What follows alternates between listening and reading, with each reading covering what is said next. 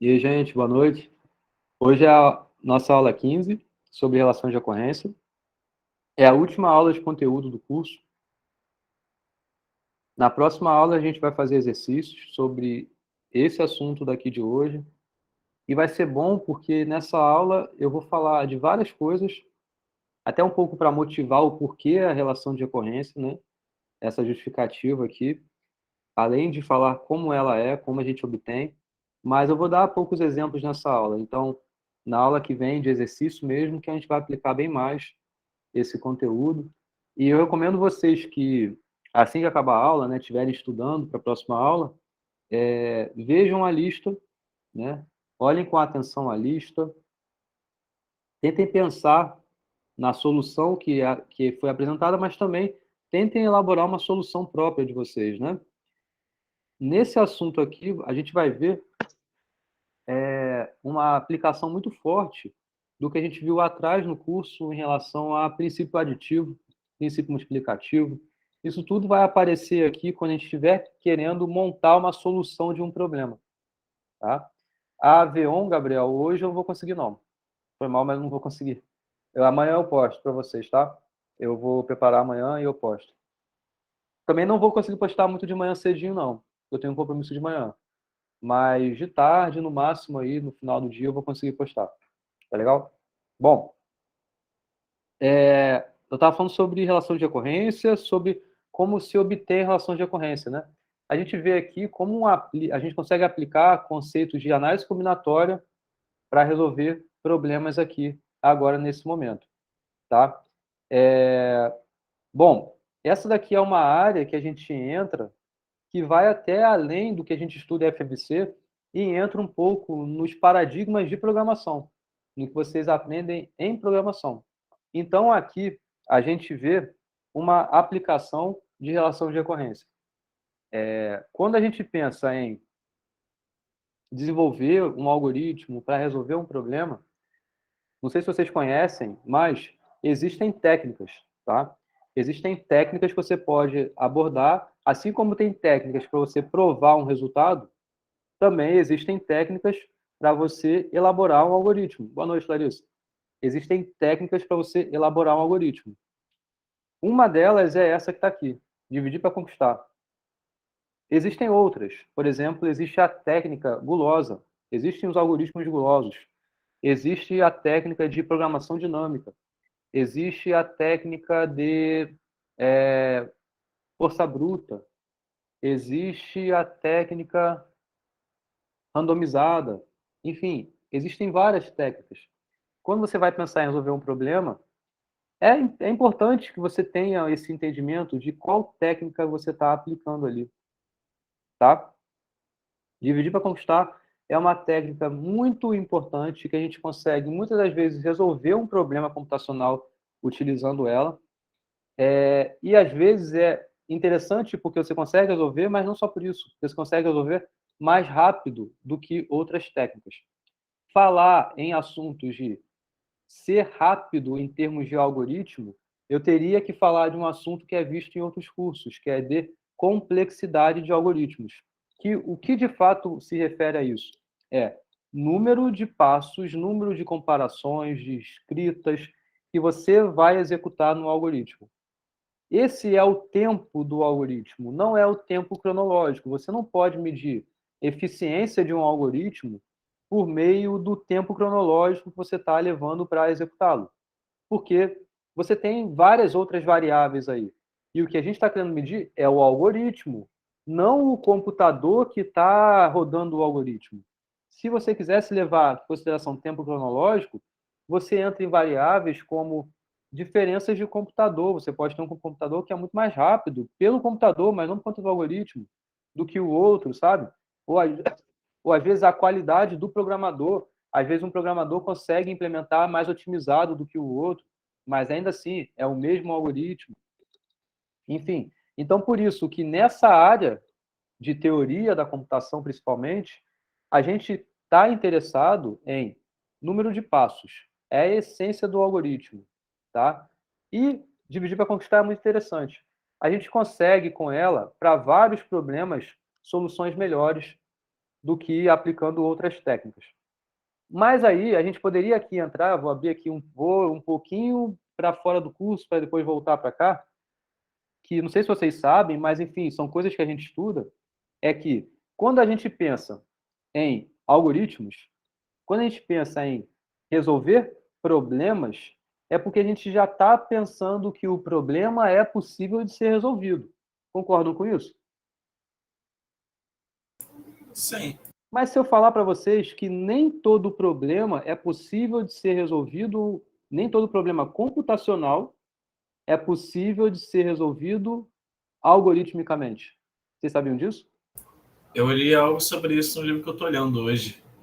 Se não me engano, o Alan Turing falava algo sobre isso, Aí não? que está o lance. Então, isso é o que a gente estuda em teoria da computação. Não é à toa que eu sou professor dessa matéria também. Então, em teoria da computação, a gente. Ó, eu estou falando aqui com vocês sobre uma técnica de algoritmo. Então, eu estou aqui no mundo dessa aplicação dessa técnica nos problemas e que são possíveis de serem resolvidos. Agora, tem um mundo dos problemas que não possuem algoritmos que o resolvam, tá? A gente tem um exemplo sim, Gabriel. Quando você pensa numa bijeção em que as máquinas de Turing têm com o conjunto enumerável. Igual eu falei, os naturais é um conjunto numerável, os racionais é um conjunto enumerável. Os reais não é o conjunto enumerável. Ou seja, o conjunto dos reais, ele é um conjunto maior do que o conjunto dos naturais. O conjunto das linguagens e que tenham máquinas de Turing que resolva essa linguagem você pode pensar no problema, tá? Então, o conjunto dos problemas que você tenha máquinas de Turing que resolva esses problemas, ele é associado aos naturais. Ele tem o mesmo tamanho do conjunto dos naturais. Porém, a classe de todos os problemas computacionais que pode ter, a gente consegue provar que ele é maior do que o conjunto dos naturais. Então, tem mais problemas do que máquinas de Turing que são capazes de resolver esses problemas, porque há uma abjeção de máquinas de Turing com um problema. E você pode me falar, pô, por que você está falando de máquina de Turing? O que é máquina de Turing? Né? Então, para linkar bem isso agora que eu estou falando, o que a gente tem é uma tese, que é a tese Church-Turing. A tese de Church-Turing diz que, isso é incrível, que qualquer coisa que um computador possa resolver, qualquer máquina de Turing também pode. Máquinas de Turing têm o mesmo poder que um computador tem. É claro que poder significa possibilidade de se resolver. Então, tudo que um computador resolve, máquina de Turing também resolve. Não quer dizer que seja no mesmo tempo. Né? Máquina de Turing ele é um procedimento bem mais demorado para resolver um problema computacional, mas ele resolve tudo. Tá? Isso é assunto que a gente estuda onde? Teoria da computação, linguagens formais e autômatos. É onde a gente tenta estabelecer essa hierarquia de problemas e de soluções para elas. Então, eu estava falando anteriormente sobre técnicas de algoritmos para resolver problemas, dando aí o conjunto dos problemas que eu posso ter, algoritmo que eu resolva. Tá? Mas tem esses problemas aí que estão fora desse mundo por conta dessa justificativa que eu falei. Ainda assim, dentro desses problemas que são possíveis de serem resolvidos, porque tem problemas que não são possíveis de serem resolvidos, estão do lado de fora. Tem problemas que estão do lado de dentro, são possíveis de serem resolvidos. Ainda assim, para esses problemas que são possíveis de serem resolvidos, a gente tem classes que a gente estuda aí, que são os problemas tratáveis e os problemas intratáveis. Problemas tratáveis são aqueles que possuem algoritmos que o resolvam de modo eficiente.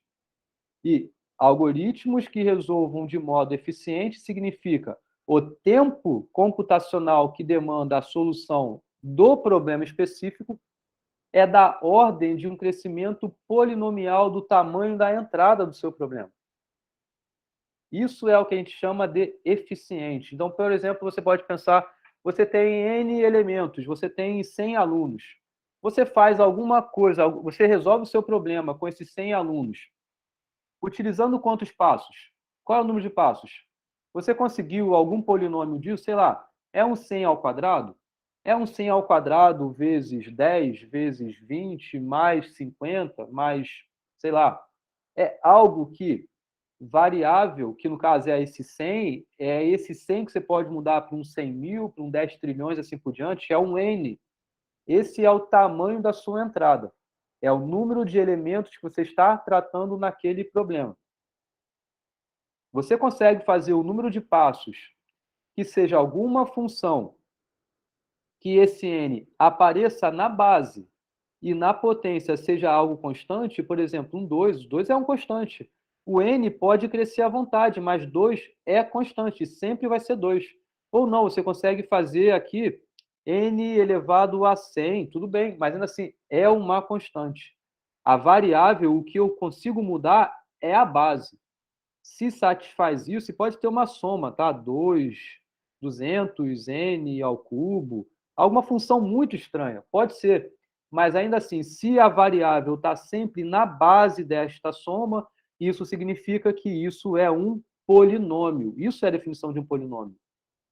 Então, se você consegue algum algoritmo que resolva o problema que é possível de ser resolvido, a gente está no mundo dos problemas que são possíveis de serem resolvidos, de um jeito rápido, significa ele ser tratável, que significa o número de passos ele é polinomial, é uma função polinomial. Mas ainda assim, existe uma hipótese que a gente trabalha muito em cima dela, que é da existência dos problemas que você não consegue ter algoritmos eficientes que o resolvam. Você é capaz de ter algoritmo que o resolva, consegue, porque a gente está no mundo dos problemas que são possíveis de serem resolvidos algoritmicamente.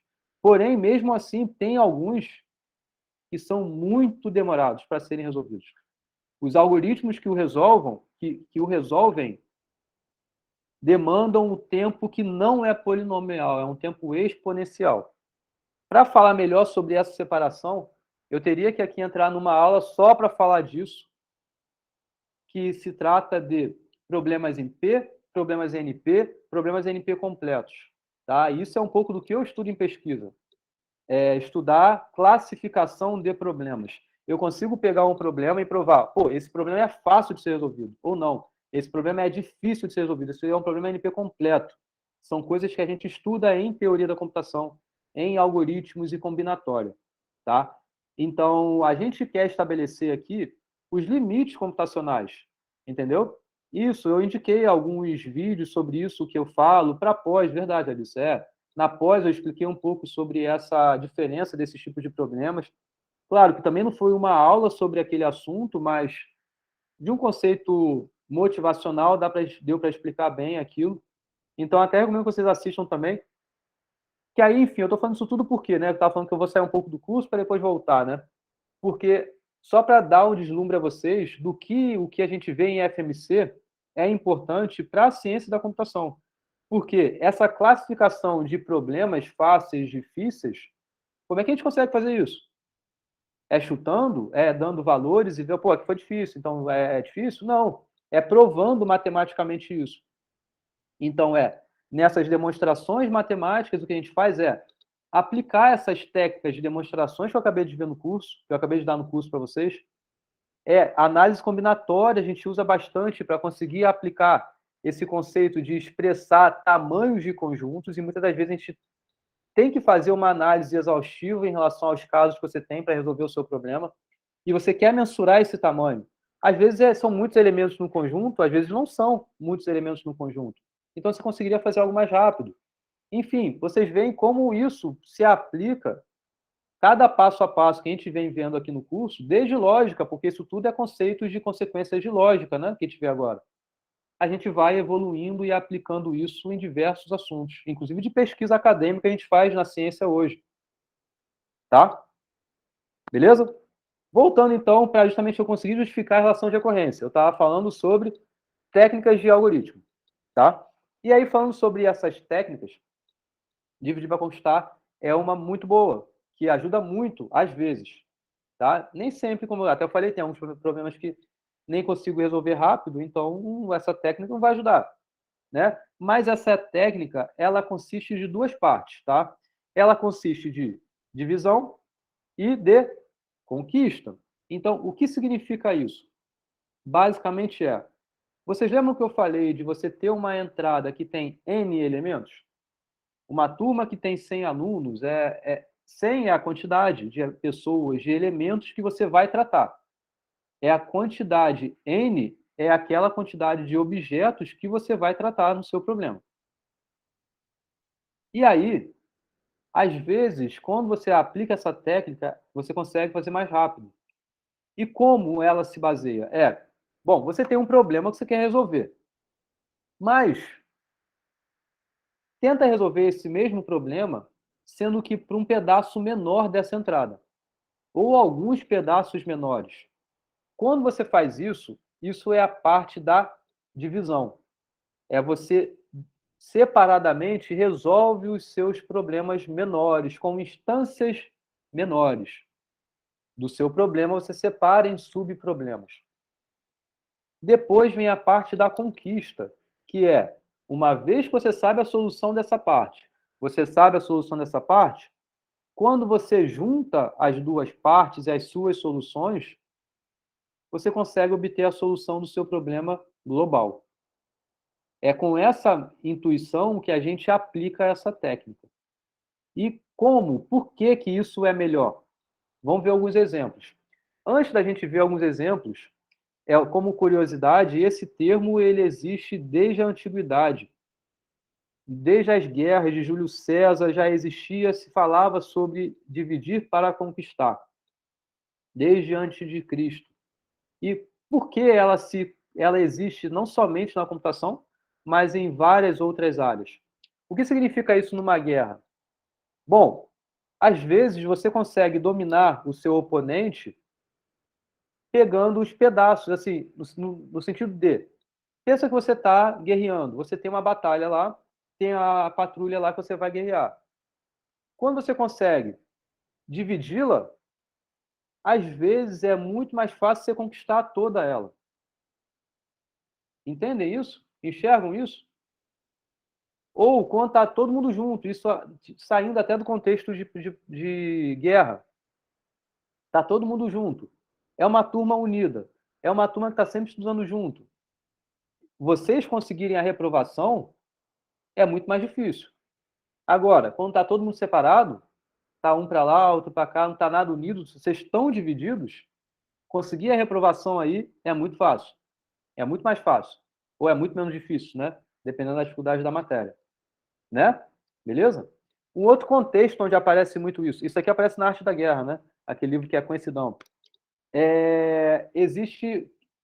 Quem assistiu Guerra Civil? Guerra Civil da Marvel lá. Eu. Fala, Patrick.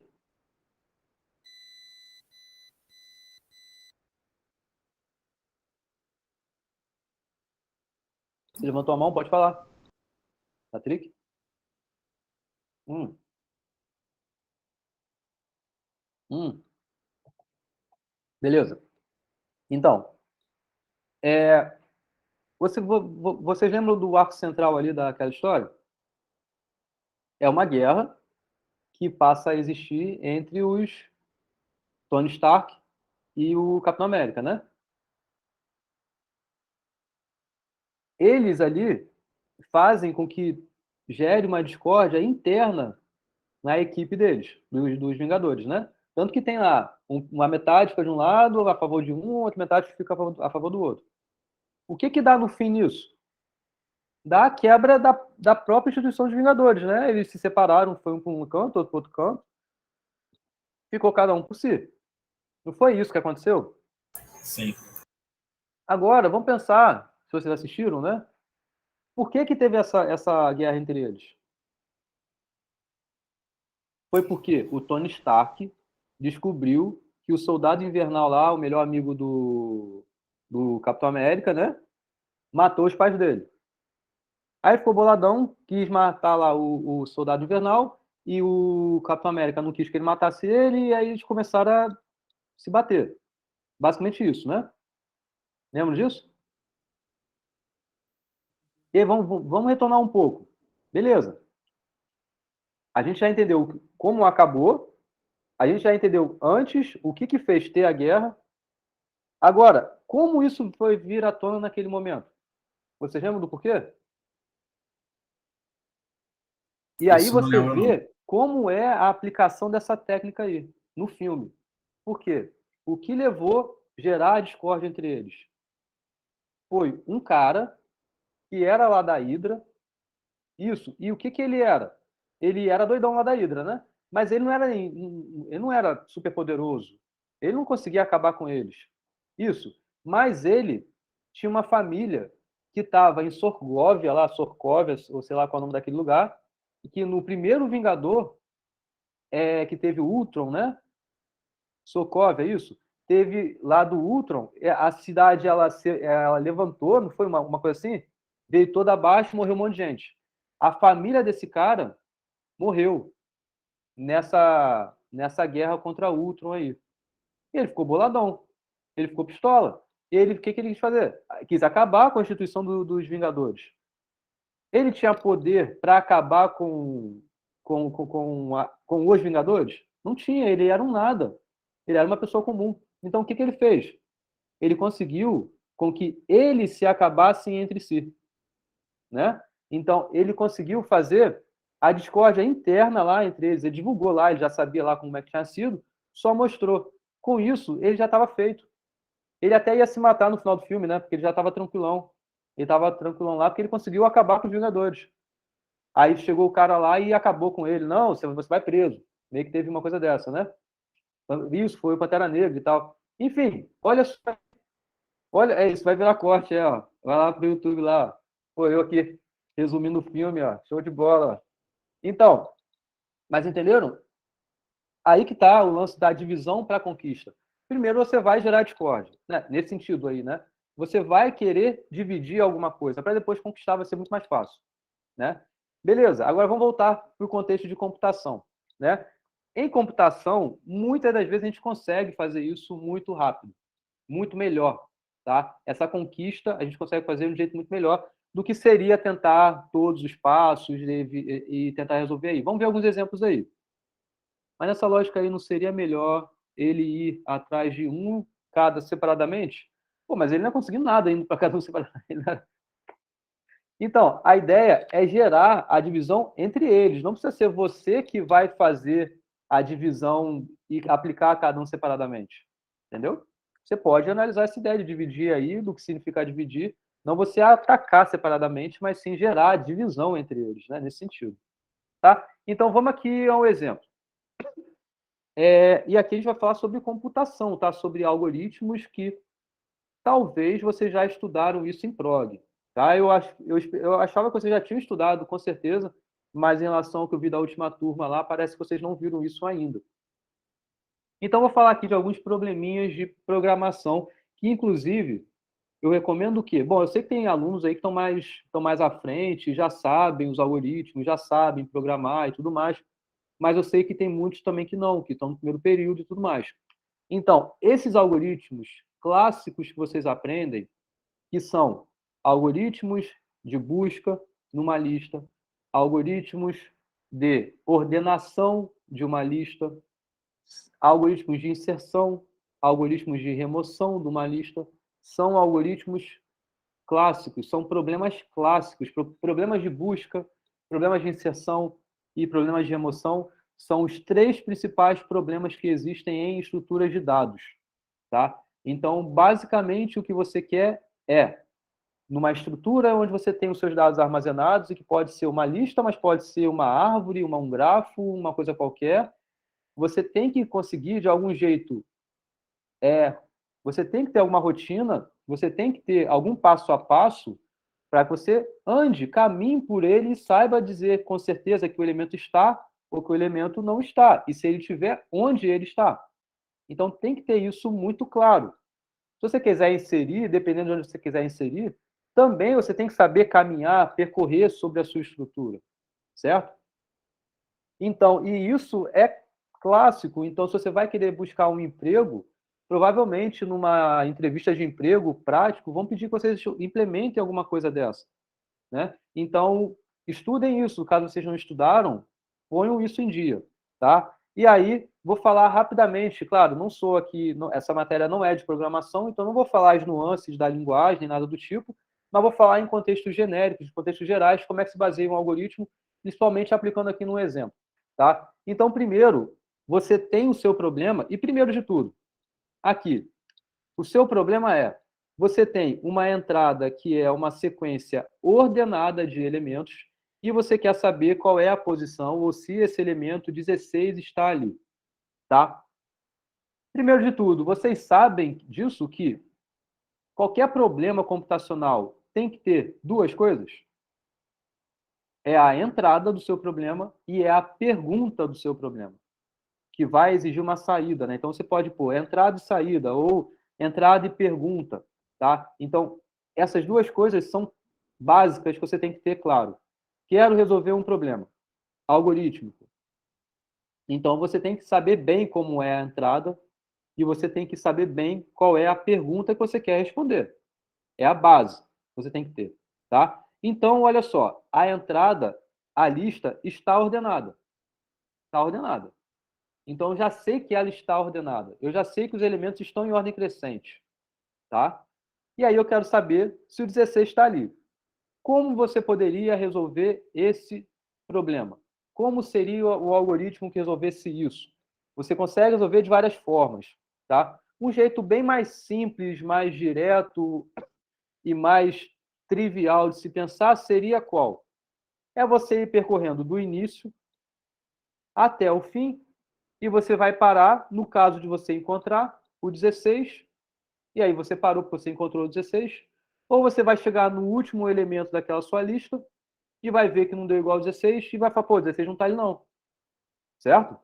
E a cada posição você vai fazer uma comparação, se ele é igual ao 16 ou não.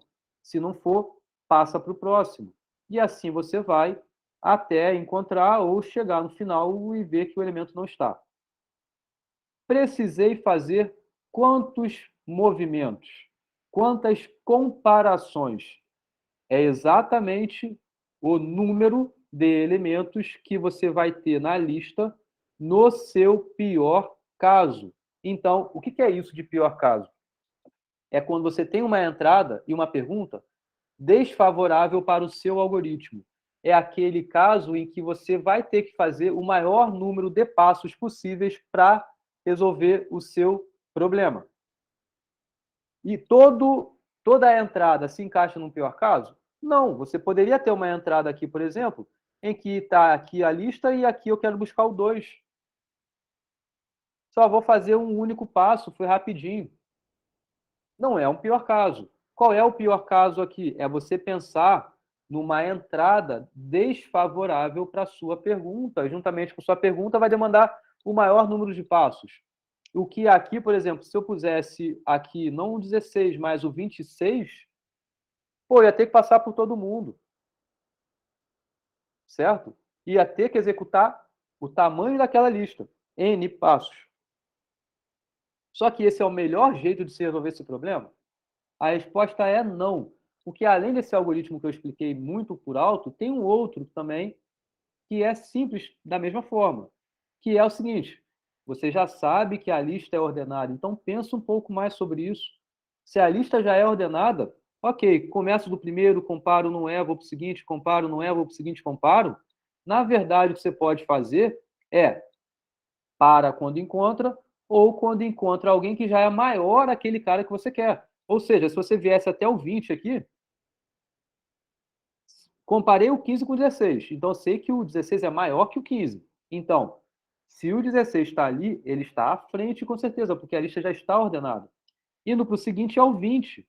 O 20 já é maior do que o 16. Então, eu tenho certeza que o 16 não está para cá. Não vai estar.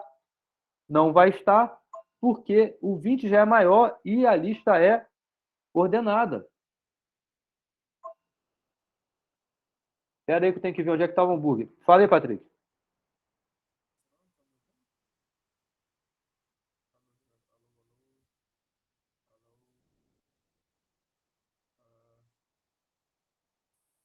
Pode falar.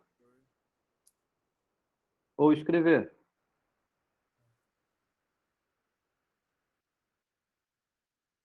Hã? Alguém levantou a mão? Desistiu? Ah, não está funcionando. Ah, mas você quer falar? Ou você quer escrever? Pode escrever aí.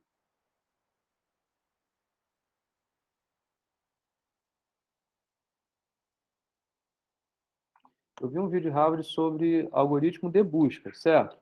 Hum. Aí que tá. Eu vou chegar lá. Eu vou chegar lá, tá? Veja, eu falei de um algoritmo que inicialmente ele é simples demais, vai até o final. Falei de um outro algoritmo aqui que também é muito parecido com esse primeiro. Só que o ponto de parada eventualmente vai ser melhor. Concordam que aqui eu teria executado 6 passos?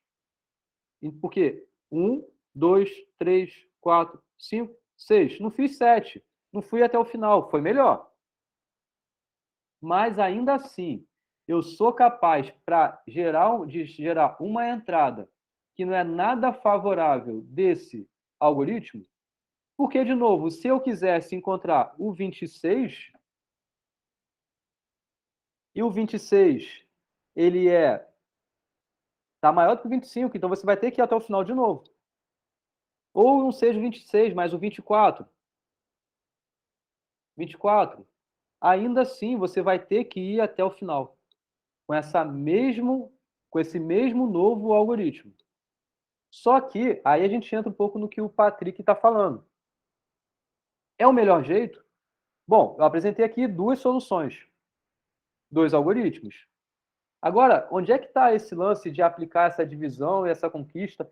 Será que a gente consegue elaborar algum algoritmo que seja utilizando essa nova técnica não, essa técnica de dividir para conquistar, para resolver esse problema? E a resposta é sim, que é o algoritmo de busca binária. Como é esse algoritmo?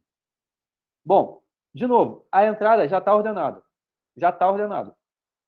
Você sabe que os elementos estão em ordem crescente.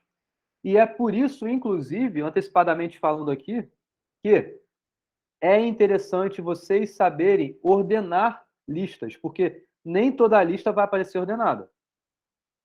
E aí, quando você tem uma lista que já está ordenada, você quer aplicar uma busca ali dentro dele, você consegue fazer muito melhor do que em N passos, do que seria a primeira ideia.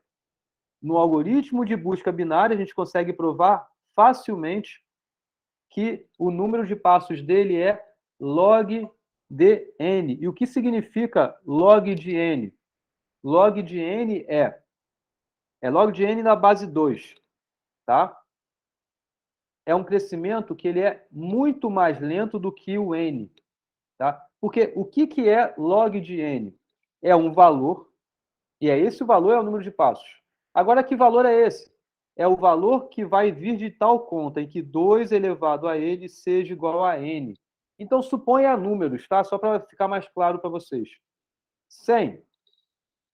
Se eu apliquei o primeiro algoritmo, eu vou fazer, no pior caso, 100 passos.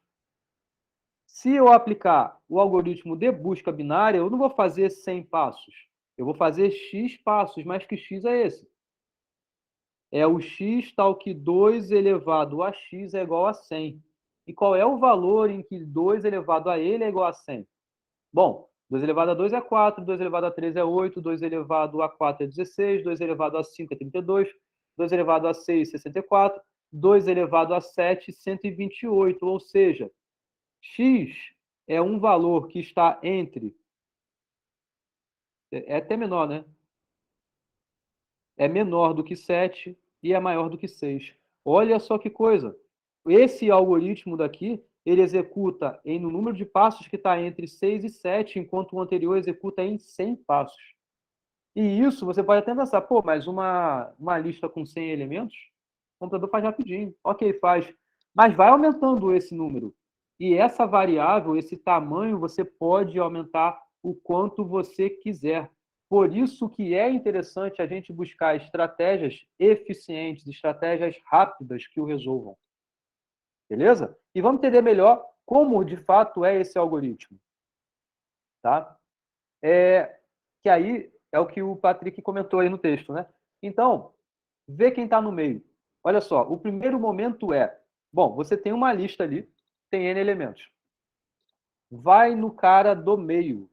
Ir no cara do meio significa você acessar este elemento. Acessar este elemento não consome tempo nenhum de você ter vindo do primeiro para o segundo, para o terceiro, para o quarto. Não, a posição está indexada, é a quarta posição aqui no caso, então você está nele caso você queira. Então você acessa ele, não precisa passar por nenhum outro, entendeu? Então, acesso numa lista sequencial é constante, não gasta tempo nenhum. Bom, para que eu estou falando isso? Beleza, estou no meio, comparo o meio com o 16. Para que eu estou fazendo isso? Porque olha só, o 16 é o exemplo que está aqui, né? Mas você vai comparar com a chave que você quiser. Eu vou saber exatamente, caso o elemento esteja naquela lista, em qual das duas metades que ela vai estar. Somente olhando no elemento do meio. Por quê? Pô, 10 comparado ao 16. 16 é maior. Então eu sei que claramente o 16 não está nessa primeira metade. Veja que com isso você economizou o percurso na metade do tamanho da sua lista. Você tem a certeza que o 16 não vai estar nessa primeira metade.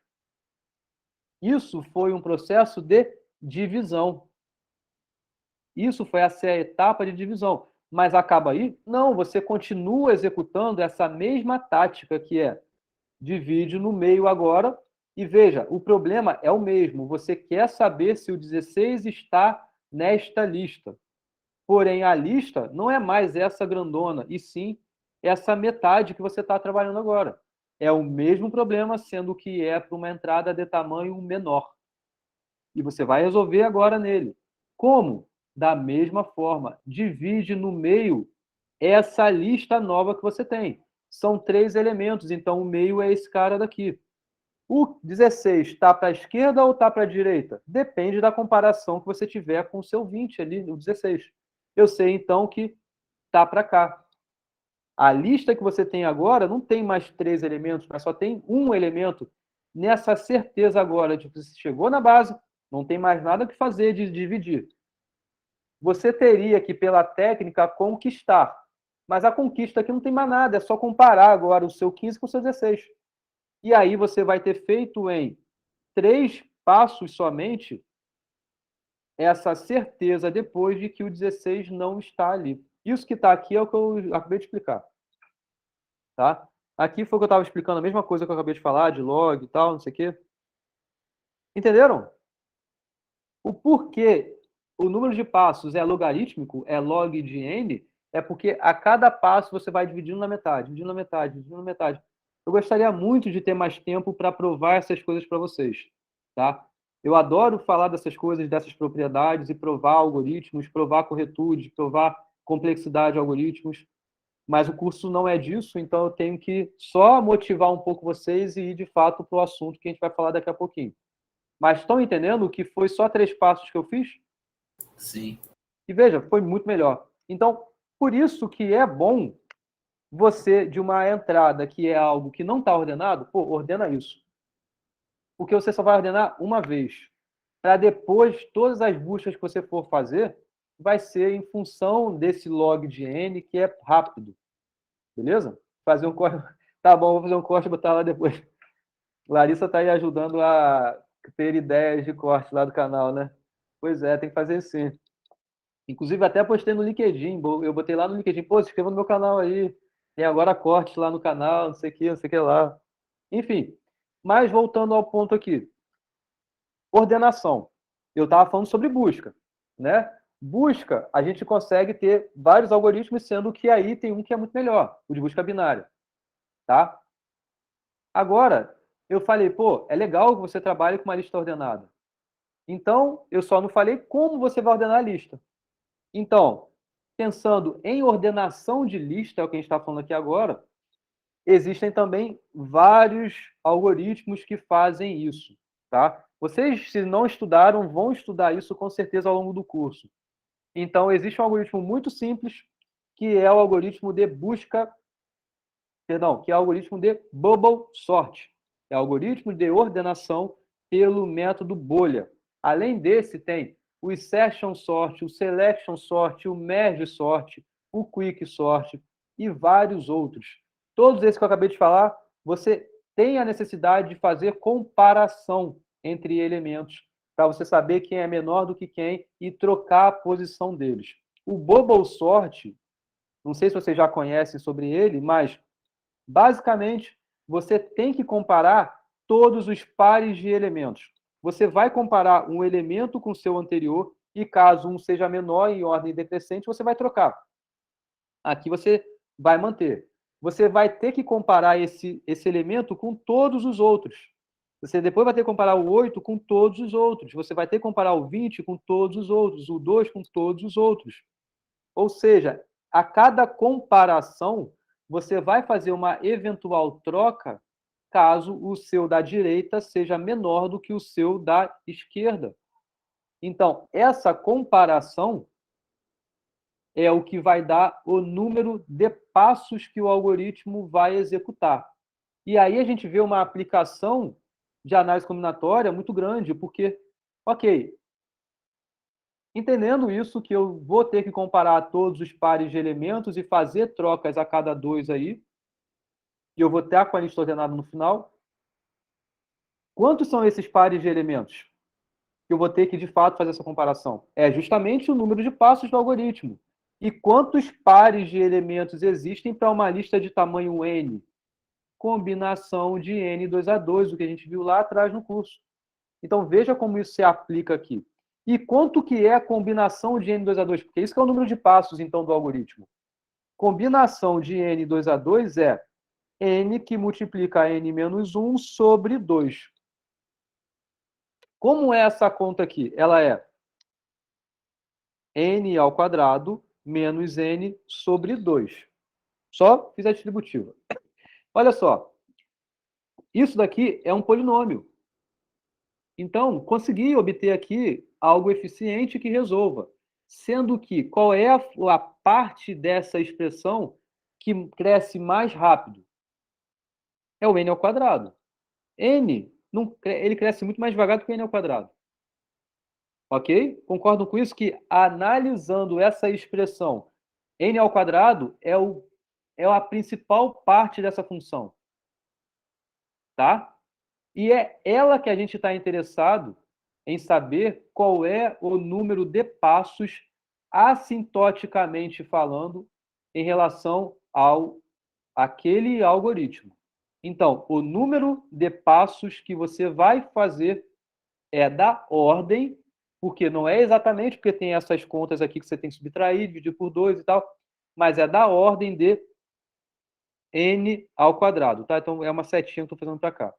Em que a gente até usa termos de notação e escreve isso O de n ao quadrado. É essa simplificação que você tem da sua expressão. Porque n ao quadrado é o que mais importa. Vocês podem falar, pô, mas você não pode falar que o algoritmo aí executa n ao quadrado passos. Não, porque, ok, não pode, porque você tem n ao quadrado menos n dividido por 2 ainda, ou seja, é algo menor do que isso. Mas o que mais importa é o n ao quadrado e o n pode crescer à vontade. O n podendo crescer à vontade, você vai ver que essa subtração por n, do n ao quadrado por n dividido por 2 é irrisório. Por isso que o nosso interesse é no crescimento assintótico, que é mais ou menos como segue o crescimento de toda essa função. Ela é baseado pelo crescimento dessa funçãozinha aqui menor. E aí, por que eu estou falando isso tudo? Eu estou falando sobre complexidade de algoritmos, em outras palavras. Números de passos do algoritmo. Mas estou falando isso porque bubble sort é uma técnica que executa esse número de passos. E eu estou aqui tentando também motivar um pouco do porquê a gente estudou combinação lá atrás, técnicas de demonstração também. E, enfim, voltando aqui, a pergunta que a gente faz é, pô, n ao quadrado é o melhor dos mundos? É eficiente, porque é polinomial. Mas é a melhor estratégia que eu tenho para resolver o meu problema de ordenação? O Roger comentou aqui, né? Merge sort. Merge sort é um exemplo de outro algoritmo que resolve o mesmo problema de ordenação, porém, ele tem um ganho muito melhor. O número de passos que ele executa é muito melhor do que n ao quadrado. O merge sort, ele executa o algoritmo de ordenação em n que multiplica log n. E você vê que n log n é muito melhor, muito menor o número de passos do que n ao quadrado, porque n ao quadrado é n vezes n. Então, n aqui é comum a esse n aqui. Eu acabei de justificar para vocês que log de n é muito menor do que n. Então, n log n é muito melhor do que n ao quadrado. Então, como é esse algoritmo de merge sort? Vou falar sobre ele agora em duas linhas, tá? Que ele é assim. Também é uma aplicação de dividir para conquistar, tá? Também é uma aplicação de dividir para conquistar. E como é que ela funciona? Como é que é esse processo de divisão, esse processo de conquista? Vamos ver ele aqui agora. Deixa eu falar aqui uma coisa rapidinho aqui com o Filipinho. Vocês estão entendendo, gente? Sim. Tem nenhuma pergunta, não? Por enquanto, não. Até agora eu tô conseguindo entender bem tranquilo. Daqui a pouco deve vir alguma coisa difícil pra caralho e a gente... Então, eu nem entrei ainda em relação de ocorrência em si. Eu só tô dizendo o porquê, né? A relação de ocorrência é importante, que a gente vai ver já já. Bom, mas vamos falar do merge sort rapidamente.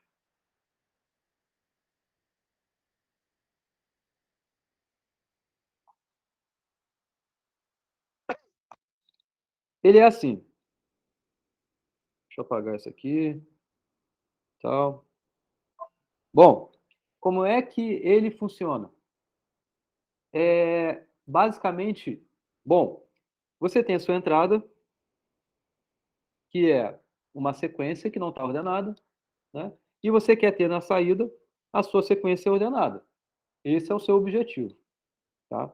Então, esse algoritmo de merge sort vai ser uma aplicação de dividir para conquistar. Como? Você tem que primeiro pensar na divisão. Então, pensar na divisão seria o quê? É pensar você resolver o seu problema de ordenação para pedaços menores. Inicialmente, de novo, separa no meio. Assim como o busca binária, separa no meio. Então, você tem essa metade, você tem essa metade. O que você faz agora? Resolve o seu mesmo problema de ordenação com essa técnica para cada metade. O que significa, então? Para essa primeira metade, você vai dividir na metade. Então, você vai ter agora uma metade com 25, outra metade com 5 e 10. Nessa daqui, você vai ter duas metades. Uma vai ser essa aqui, outra vai ser essa daqui. Tá? Tá ainda dividindo? Tô. Por quê? Aqui você tem dois elementos. Aqui você tem dois. Aqui você só tem um. Mas nesse você tem dois, divide ainda. Tá? Separe, então. Você tem esse só, esse só, esse só, esse só, esse só e esse só. Esse é o processo da divisão. Mas por quê? Para que você está fazendo isso? Você só está separando os elementos, né? Porque depois vai ter o processo da conquista. A conquista é: pensa que você já sabe recursivamente, anteriormente, você já conseguiu resolver o seu problema de ordenar cada metade separadamente. Esquece como foi, mas você conseguiu, tá? Então você conseguiu ordenar essa metade e essa metade, ou seja, então você conseguiu chegar numa sequência que ela é assim, duas metades. 5, 10, 25 e a outra metade. 2, 8, 15, 20. Veja, toda a sequência não está ordenada. Não está ordenada toda a sequência, mas cada metade está. Essa metade estar ordenada porque você teve um processo de conquista dessa metade com essa metade. Você conseguiu comparar cada metade aqui e juntar eles numa outra parte, que essa é um pouco maior. Que a parte da conquista você vai voltando para ter a lista de tamanho maior inteira. Mas como é que é esse processo de conquista em si? Bom, você supõe que você já tem, então, essas duas metades aqui ordenadas elas. Você vai olhar elemento a elemento. Compare esse primeiro elemento com esse primeiro elemento. O que é o menor? É o 2. Então, o 2 é o que vai estar na solução lá, o primeiro elemento. Depois, você vai comparar o 5 com o 8. O que é o menor? É o 5. Então, é o 5 que vai estar aqui. Depois, é o 8 com 10. Quem é? É o 8. Então, é o 8 que vai estar aqui. Depois, é o 10 com 15. É o 10, então, que vai entrar aqui. Depois, é o 15 com 25. É o 15 que vai entrar. Depois, é o 25 com 20. É o 20. Depois, é o 25 que vai entrar. Veja que esse processo da conquista custou simplesmente uma varredura naquela lista que você tinha inicialmente, sendo que já com cada metade ordenada. Ordenar esse pedaço e ordenar esse pedaço segue esse mesmo princípio recursivo, sendo que para instâncias menores. Então, está aí a técnica do merge sort. Eu recomendo que vocês olhem, se vocês ainda não aprenderam isso, que vocês pesquisem mais sobre isso, porque é muito importante, vocês sabem, inclusive, implementar essas coisas. Tá? E aí, é uma técnica, é uma aplicação da divisão em conquista e que você tem um ganho muito bom de complexidade. Você sai de um n ao quadrado e vem para um n log n, aí muito bom. Tá? Existem outros também que seguem log n, existem outros que também seguem essa mesma técnica. O quicksort é mais ou menos assim também. A diferença é que o quicksort não é exatamente no meio. Ele escolhe uns certos pivôs e vai trocando em relação aos pivôs aí que ele escolheu. É muito bom também.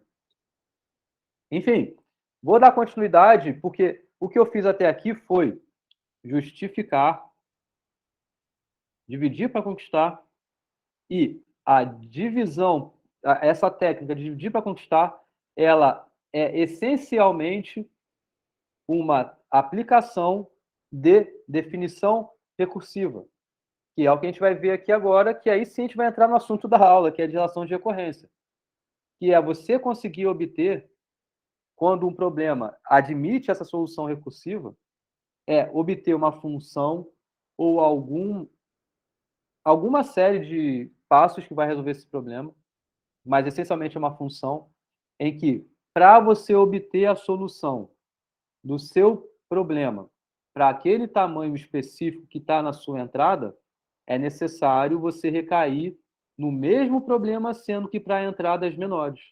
Isso foi o que a gente viu agora, né?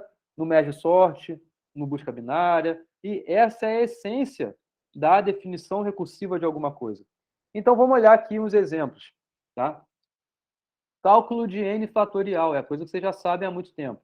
Existem duas formas disso, de você obter esse valor de n fatorial. Um jeito é o cálculo direto. Você sabe que 0 fatorial é igual a 1. Para qualquer outro valor, n fatorial é n que multiplica n menos 1, que multiplica n menos 2, que multiplica n menos 3, até chegar a 1. Isso é uma solução direta, não tem nada recursivo. Eu não precisei aplicar essa função fatorial aqui dentro. Não precisei, ela não apareceu. Isso é uma ideia iterativa. Quando você pensa em programar, você tem algoritmos iterativos, que são esses que não tem nada recursivo aparecendo. E você tem os algoritmos recursivos, que são aqueles que têm a recursividade aparecendo, e que, em outras palavras, é você precisar ter uma função que, dentro da sua função, você precisa chamar a função de novo, sendo que para valores menores. Então, está aqui um exemplo de n fatorial de um jeito recursivo, porque você sabe que n menos 1 fatorial é n menos 1, que multiplica n menos 2, e assim vai descendo até 1, né? Então, está aí a sua definição recursiva, porque n fatorial é n que multiplica a função de novo fatorial, sendo que para a instância menor, n menos 1 aqui no caso. Isso daqui é uma essência dos algoritmos recursivos que a gente conhece para diversos programas aí. Claro, esse aqui é muito mais simples, né? A gente vai estudar outros mais complexos. A escrita algorítmica dessas duas abordagens aqui, a escrita iterativa, você tem um for. Você tem um laço ali dentro que você vai ficar percorrendo, iterando, até chegar no valor que você quer. No fatorial, por exemplo, o fatorial é uma variável. inicialmente? É uma variável que vale 1. Se n não for igual a 0, então como é que você vai calcular o fatorial aí? O fatorial vai ser a variável que você vai estar, que no caso aqui começou com i igual a 1, multiplicado pela variável fatorial, que inicialmente é 1. Então, por exemplo, supondo n igual a 3. N igual a 3, você vai começar com i igual a 1. Então, vai ser 1 que multiplica 1, porque inicialmente o fatorial vale 1. Depois você vai iterar. Iterando, o i vale 2. Então, o fatorial vai ser igual a 2, que multiplica a variável fatorial que você tinha lá, que valia 1. Então, é 2. Depois, i igual a 3. I igual a 3, então, fatorial é igual a 3, que multiplica o valor que você tinha guardado do fatorial, que era 2. Então, 3 vezes 2, 6. Fatorial de 3 é igual a 6. Veja que aí está uma construção iterativa para você obter o valor de n fatorial. Diferentemente da sua solução recursiva. A solução recursiva tem que ser uma função. A escrita algorítmica, ela é uma função que tem um valor da entrada específico, e é ele que você está interessado em saber. O valor do fatorial deste valor que você está interessado em saber é em função dessa mesma função, sendo que para a variável, no caso o inteiro que você quer, anterior. Então, inicialmente, você tem a base. A base se você estava olhando ali o i igual a 0, né, o valor que você quer encontrar, você sabe que é igual a 1. Então, está na base, não tem nada recursivo aí. Porque a base da recursividade é o ponto de partida. Ponto de partida não tem nada anterior, então não tem nenhuma chamada a casos anteriores, porque é a base. Então, numa recursividade, sempre tem que ter a sua base bem definida, não recursiva. A recursividade aparece para todos os outros elementos. E que aqui, para você obter, então, quero saber fatorial de i, o i grandão lá. Ok, é i que multiplica a função fatorial, sendo que para o i menos 1, para o anterior. Veja que você vai ter que entrar na função de novo e fazer tudo que está aqui, sendo que para esse i menor. E ficar calculando tudo para depois você multiplicar tudo e obter o valor. É assim que é uma escrita recursiva. De modo geral, você tem, de novo que eu falei, algoritmos iterativos, algoritmos recursivos. Algoritmos recursivos, de modo geral, ele é bem mais simples de você escrever. Os iterativos geralmente demandam um pouco mais de trabalho na sua escrita, apesar de que os algoritmos recursivos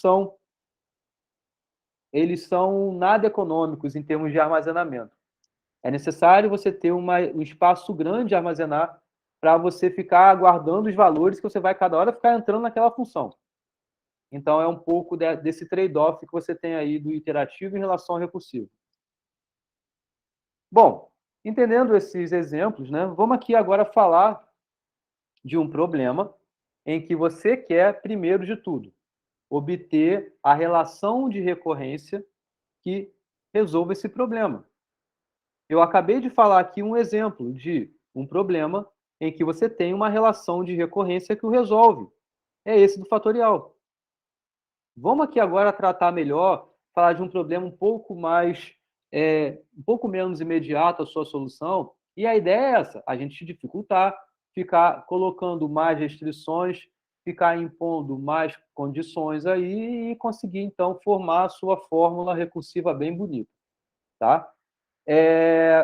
Antes de falar sobre sequência de Fibonacci, na próxima aula, igual eu falei no início, né, da aula, na próxima aula eu vou fazer exercícios da lista, que são vários e com vários graus de dificuldade lá, tá? Recomendo, então, de novo, que vocês olhem a lista antes, tentem entender o que está lá, tentem fazer também e ver se está tudo direitinho. Bom, indo para a sequência de Fibonacci, que vai dar a solução para esse problema que eu vou apresentar. Então, o problema não sei se vocês já conhecem, mas é muito conhecido, inclusive, que é o problema do crescimento dos coelhos que você tem numa ilha, tá? Então, é o seguinte, o problema é esse. Você quer falar alguma coisa, Gabriel? Não, professor. Tá. Então, o problema é esse. Você tem uma ilha em que você inicialmente coloca um casal de coelhos lá, tá? Você quer saber quantos coelhos, quantos casais de coelhos você vai ter no final do 12º mês. Sendo que você tem umas regras aqui em relação à proliferação desses coelhos, que é a seguinte: nenhum coelho morre, tá? Todo mundo está vivo, ninguém morre ali. E o casal de coelho que nasceu no mês, ele só vai começar a procriar após o 2º mês.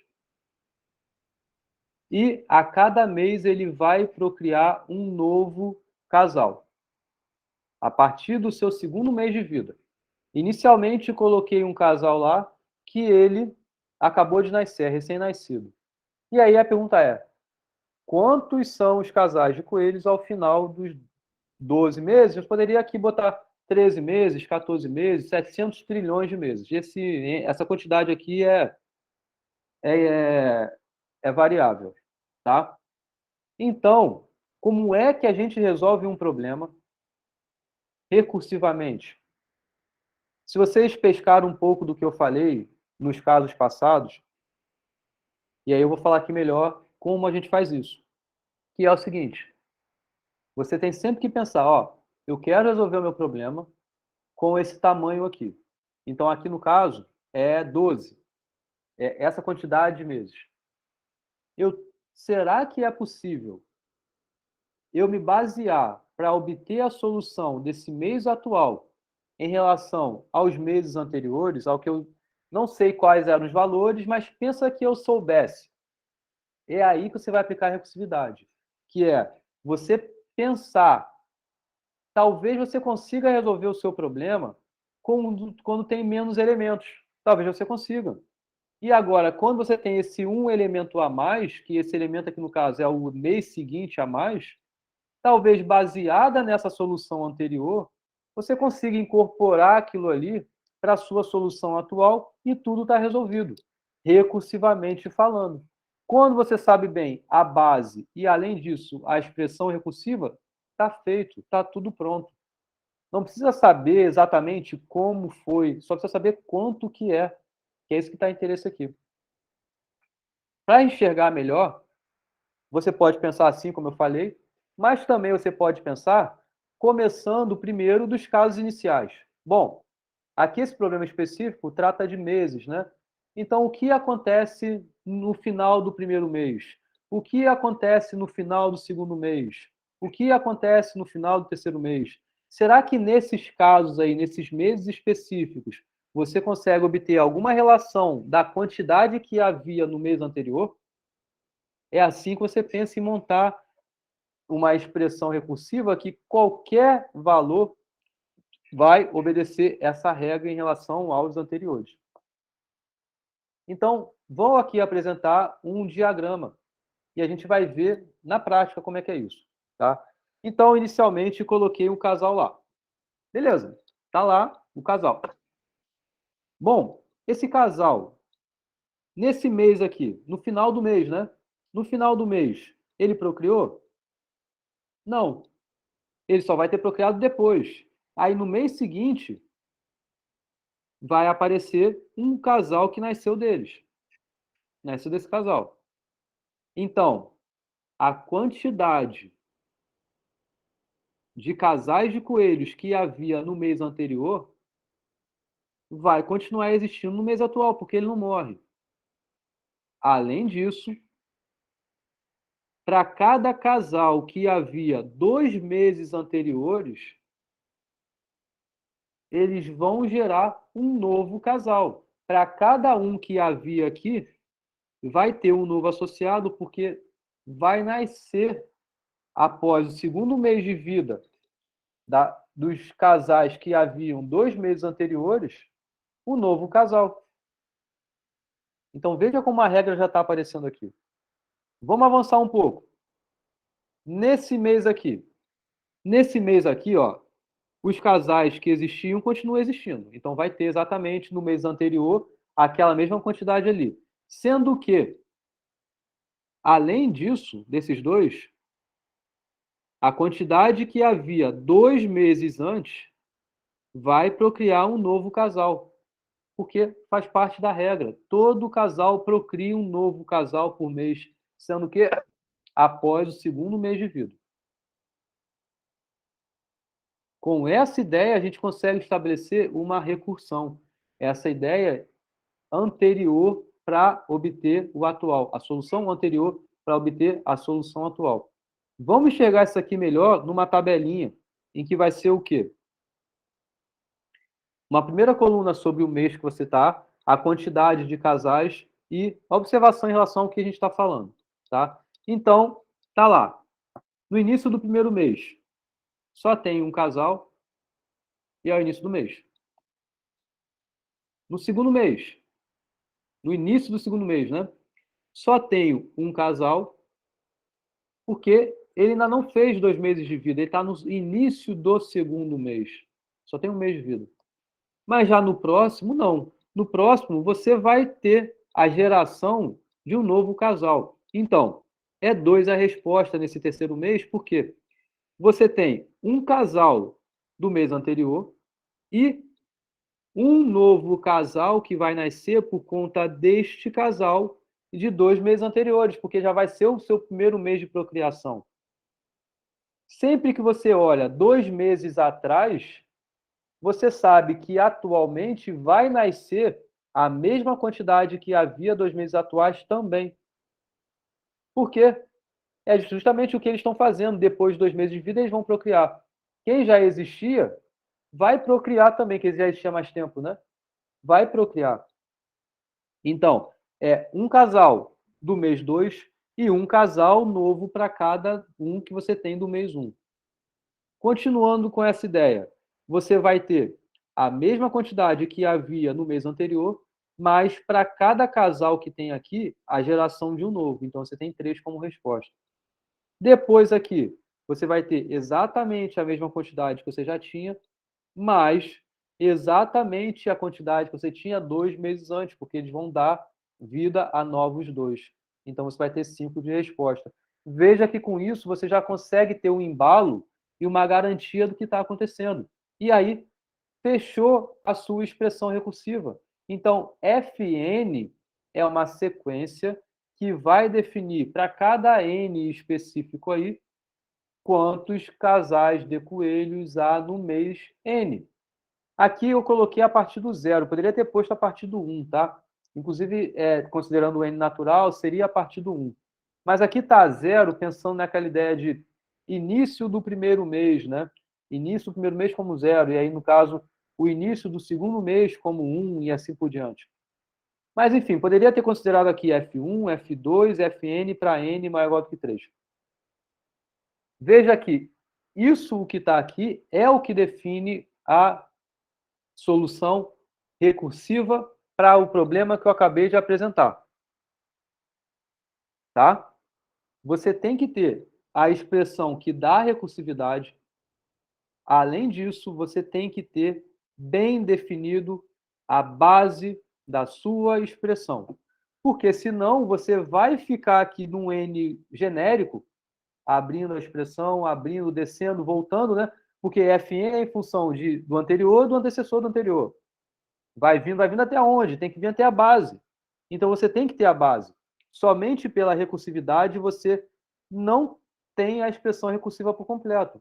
Você tem que ter recursividade e também a base da recorrência. Vamos aqui aplicar, uma vez que a gente já entende, então, essa construção, né? Vou aqui dar uma pausa nisso e vou aplicar a relação recursiva assim, mas utilizando indução, que foi o que a gente viu na aula passada. Que muitas das vezes a gente usa a indução para provar a corretude de alguma fórmula recursiva. Aqui está um exemplo. Tá? Fn é da sequência de Fibonacci. Tá? Fn é menor do que 7/4 elevado a n para qualquer n que você estabeleça natural. É isso que a gente quer provar. E eu vou provar por indução. Tá? Então tem que ter o quê? Base, hipótese e passo. Na aula passada a gente viu exemplos muito parecidos com esse. Sendo que lá aparecia uma igualdade, né? Aqui está uma desigualdade, mas tudo bem, a gente consegue também. Vamos lá. Primeiro a base. Para todo natural, o primeiro natural é 1. Então, f de 1 é igual a 1 por conta da definição da sua recursividade. Você quer provar que realmente 1 seja menor do que 7/4 elevado a 1. E realmente é, né? Porque 7 é o numerador que é maior do que 4, que é o denominador dessa divisão. Então, você sabe que essa divisão é maior do que 1, porque o divisor é maior. É menor do que o numerador. Base está provada. Hipótese de indução, você só vai assumir aí que a sua propriedade seja válida para qualquer i que você tome entre 1 e k, que f de i, então, seja menor do que 7/4 elevado a i. Aqui estava k, tá? Isso aqui é i. É para estar i. Porque é o i que você está tomando para i de 1 até k. Então, vale para o F1 é menor do que 7/4. Vale para o F2 é menor do que 7/4. Vale até o K. Então, FK é menor do que 7/4 elevado a K. E aí, vamos para o passo. O passo, primeiro, você vai dizer o que você quer. Você quer mostrar que f de K mais 1 é menor do que 7/4 elevado a K mais 1. Você, então, vai aplicar não somente a sua hipótese, mas, primeiro de tudo, a sua expressão recursiva. Então, pela recursividade, vocês não sabem que f de k é menor do que isso aqui, f de k mais 1 é menor do que isso aqui. Mas você sabe que f de k mais 1 é igual a isso daqui. E essa soma, você pode aplicar, então, em cada termo a hipótese de indução, igual a gente viu na aula passada, né? Aplicando a hipótese de indução, porque o i de 1 até k está valendo essa hipótese, está valendo essa desigualdade. Então, tanto para o f de k vale, quanto que para o f de k menos 1 também vale.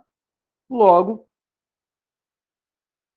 f de k mais 1 é igual a f de k mais f de k menos 1, que é menor do que 7/4 elevado a k, mais 7/4 elevado a k menos 1. Porque f de k é menor do que isso, f de k menos 1 é menor do que isso. Pronto. Agora é só ajeitar as contas. Por quê? O que você quer é que tenha f de k mais 1 menor do que 7/4 elevado a k mais 1. Você tem f de k mais 1 menor do que esta soma.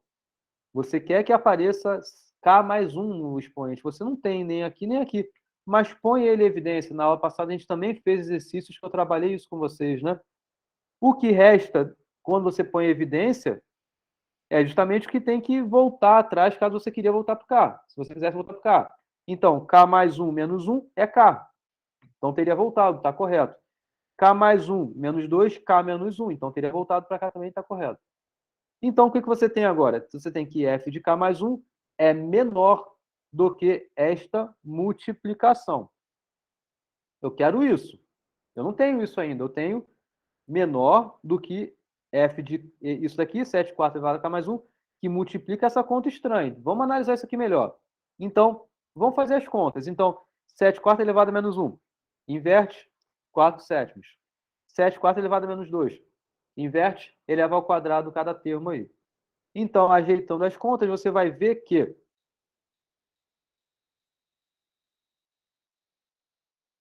f de k mais 1 é menor do que 7/4 elevado a k mais 1, que multiplica 44 sobre 49. Porque aqui, né? Fazendo MC aqui e tudo mais, você vai ver que vai ficar essa fração. 44 sobre 49. Mas olha só, 44 é menor do que 49. Os dois são positivos. Então, eu sei que necessariamente essa conta ela é menor do que 1. Então, isso tudo que está aqui é menor do que 7/4 elevado a k mais 1, que multiplica 1.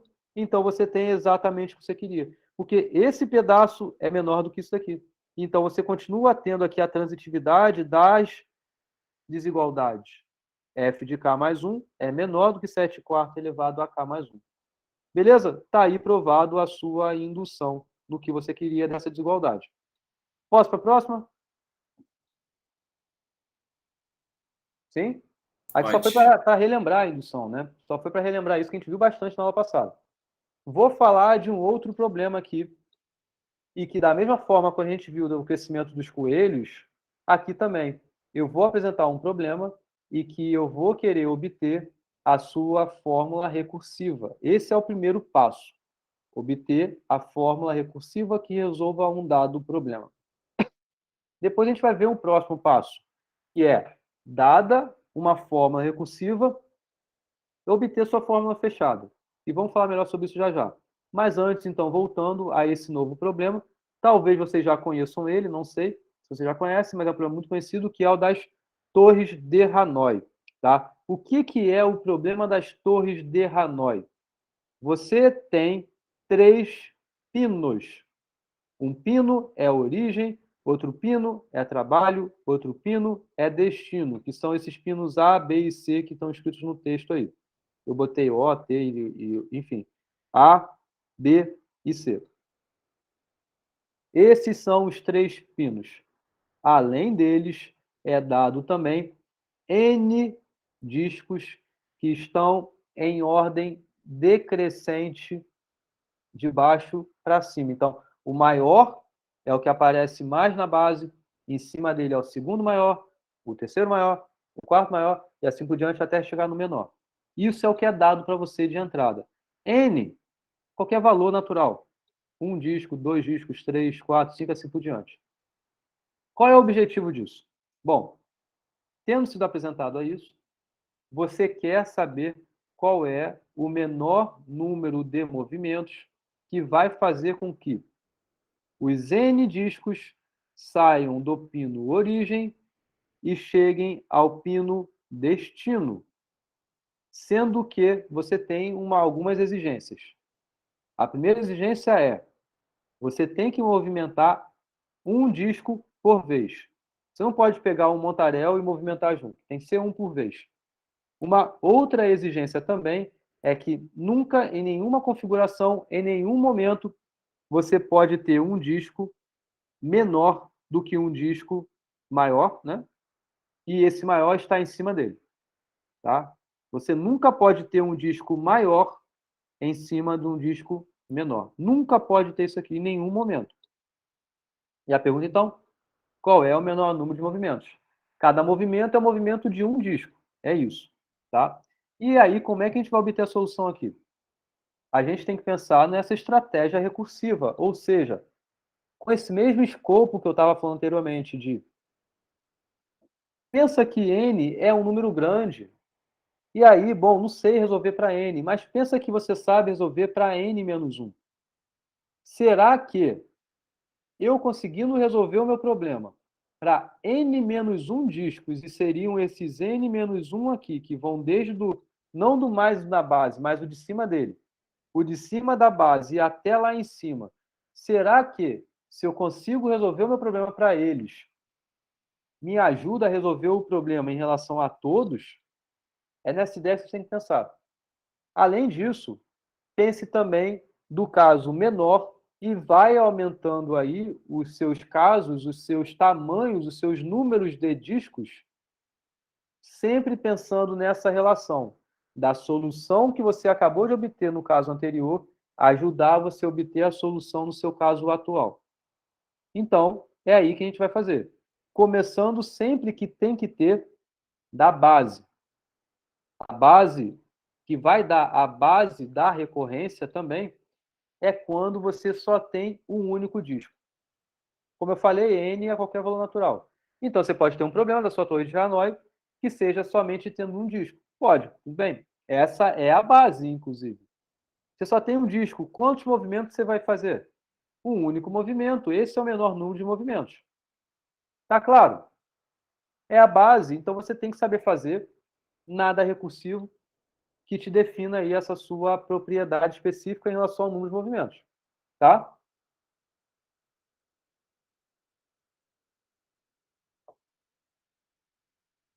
Com isso, vamos para a próxima. A próxima é quando você pensa que você tem 2 discos. Você não tem mais um, tem 2.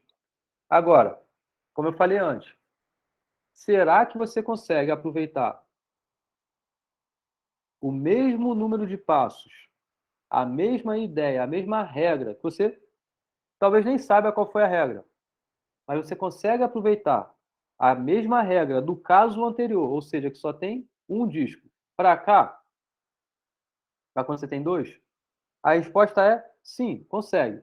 Talvez não seja tão evidente, no caso seguinte vai ser mais claro. Mas ainda assim dá para aplicar isso aqui. E olha só. Bom, você tem 2 discos. Esquece que você tem 2, pensa que você só tem 1. Então pensa que você só tem o disco acima aqui. Você só tem esse de cima aqui, tá? Só tem esse.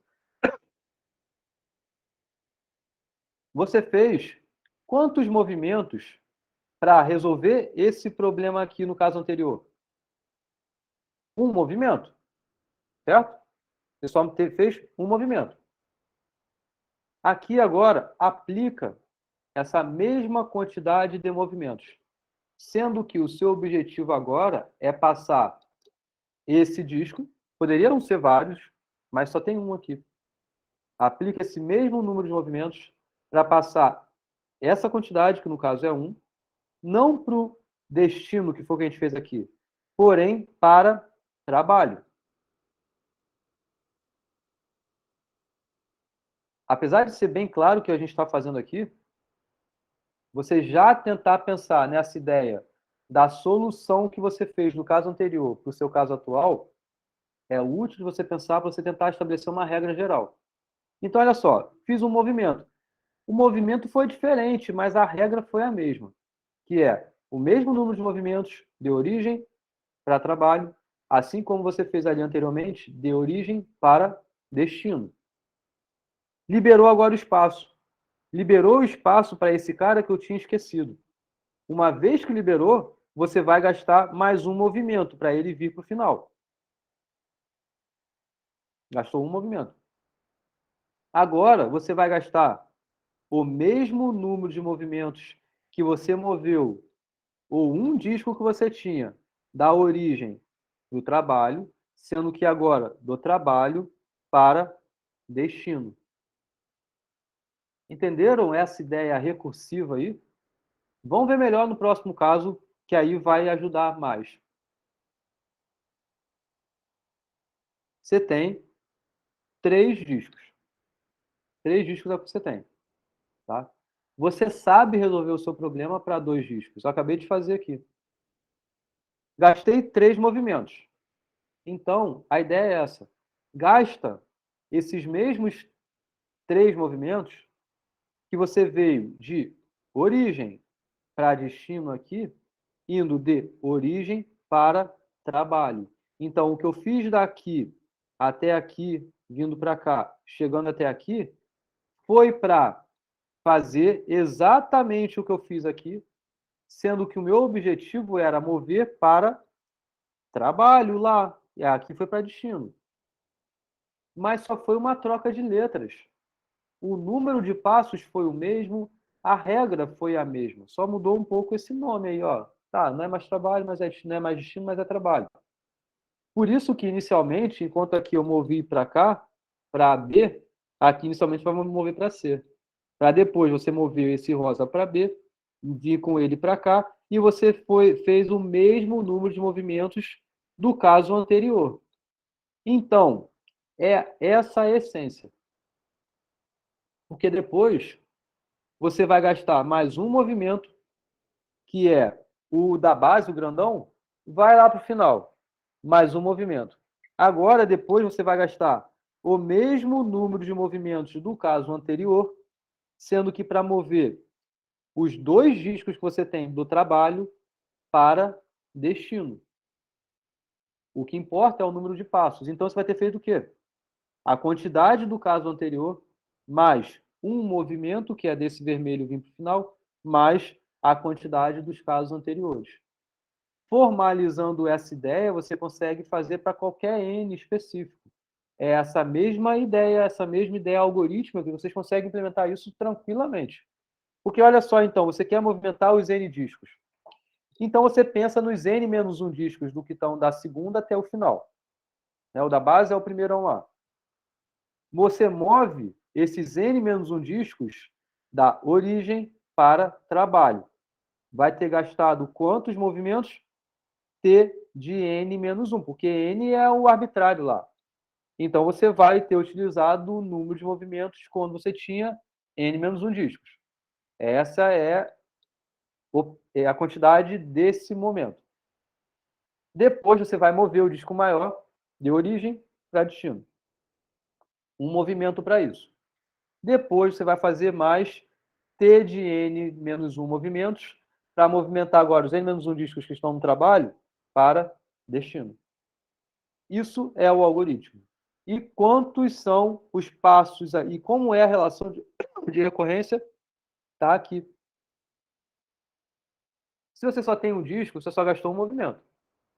É importante você ter essa base. Se não tiver a base, está errado.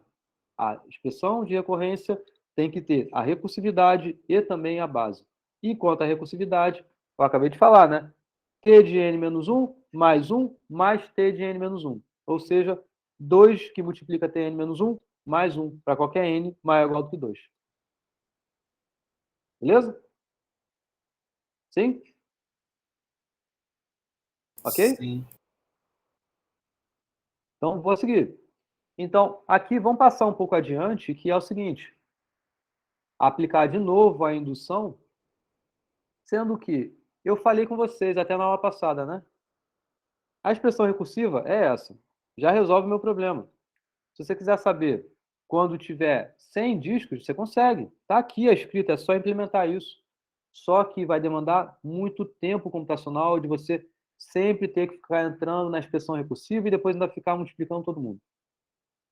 E é necessário, então, você ter essa do N grandão, o conhecimento do anterior, do anterior, do anterior, do anterior. Então, veja como você tem que saber de todo mundo, né? E na prática, né? Isso daqui, T4, não sei quanto é T4, então é 2T3 mais 1. Não sei quanto é T3 também, então você tem que aplicar. Então você vai, 2 que multiplica 2, T2 mais 1, mais 1. Não sei quem é T2, então você vai ter que fazer 2 que multiplica 2, que multiplica 2, T1 mais 1, e era para ter mais 1 aqui, né? Deixa eu apagar para escrever menos feio. Então, é 2 que multiplica 2, que multiplica 2, T1 mais 1, mais 1, mais 1. Então, isso daqui é o que a gente faz na recursividade. É abrir a expressão até chegar na base, porque uma vez que chegou na base, já sei quem é 1. Chegou na base, substituo o valor aqui, multiplico todo mundo, somo todo mundo, acabou. Tá? Só que é muito bom quando a gente tem uma fórmula que resolve o mesmo problema, sendo que ela não é recursiva. A recursividade é simples. Talvez não tão simples de ser obtido, mas existe um jeito muito mais rápido de você obter o valor, que é não aplicando a variável na fórmula recursiva, porque é necessário saber os anteriores. Mas sim você sabendo qual é a sua fórmula fechada. Qual é a expressão que resolve esse mesmo problema, sendo que aqui você não precisa ter nada recursivo, não precisa saber nada sobre os anteriores. Tá? E aí, inicialmente, eu estou apresentando a sua fórmula fechada. Não estou dizendo como eu obtive. Isso a gente vai ver já já depois. Tá? Inicialmente, eu estou apresentando a fórmula.